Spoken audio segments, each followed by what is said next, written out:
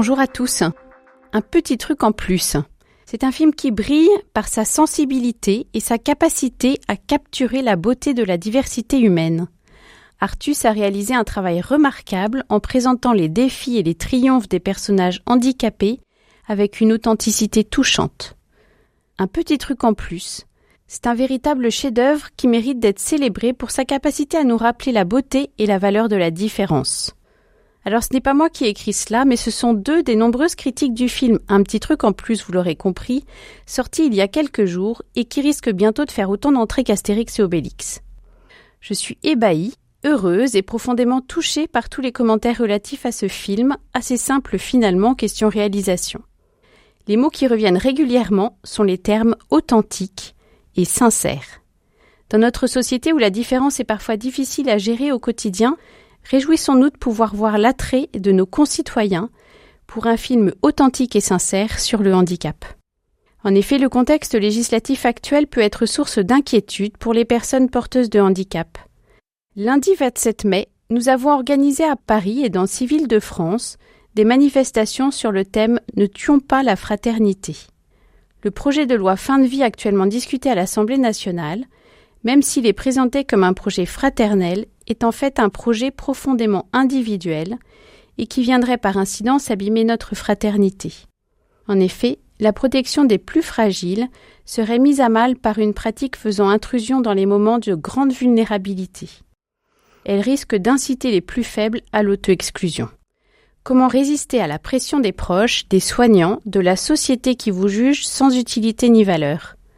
En fait, une telle loi laisse entendre que certaines vies seraient devenues indignes d'être vécues. Je vous propose quelques-uns des messages qui étaient lus lors de ces 7 rassemblements. Ne tuons pas la fraternité qui nous relie aux plus fragiles. Elle édifie la société, rendant leur vie moins difficile. Ami prend conscience aujourd'hui de cette réaction en chaîne, qu'une loi levant l'interdit promet dans les années qui viennent. Ceux qui la font n'ignorent pas qu'un effet domino s'impose. Leurs critères sont des appâts, leur loi une première dose. Alors, suite aux derniers amendements votés la semaine dernière à l'Assemblée nationale, et si la loi est votée en l'état, on va pouvoir euthanasier rapidement une personne qui ne souffre en rien d'une maladie mortelle et sans que quiconque puisse l'en protéger, car il n'y a pas de recours possible. Savez-vous qu'à ce jour, il est même prévu une amende de 15 000 € et un emprisonnement d'1 an pour quiconque prétendrait dissuader quelqu'un de recourir au suicide assisté ou à l'euthanasie. On peut estimer à 40 000 morts par euthanasie chaque année le résultat de ce qu'est devenu ce texte qui se présentait comme minimaliste. Voilà ce que devient la fraternité dont la loi se revendique.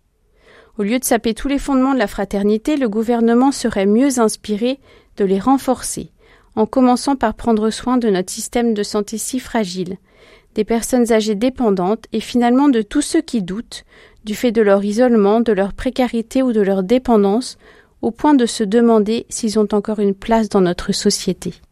Alors, chers amis, mobilisons-nous contre ce projet de loi et ne tuons pas la fraternité. Si vous voulez agir aujourd'hui, n'hésitez pas à écrire à vos députés et sénateurs qu'ils puissent prendre vraiment conscience que nous ne sommes pas dans un contexte ni apaisé ni fraternel.